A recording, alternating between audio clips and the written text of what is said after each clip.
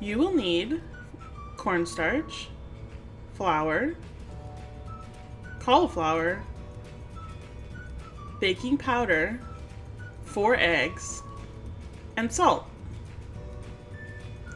Start by breaking up your cauliflower into bite-sized pieces. Rinse with water. Combine all ingredients in a large bowl. All measurements will be in the recipe attached to this post. Make sure to mix well. Add cauliflower to the mixture and mix.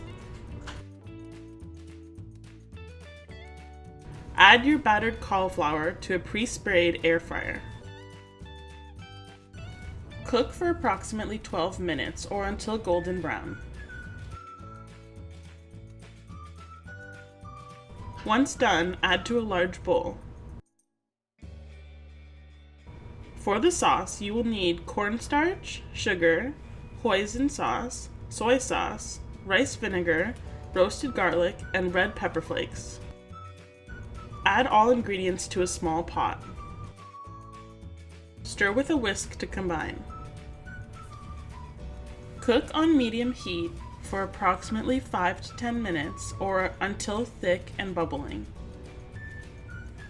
Stir occasionally. And there you have it.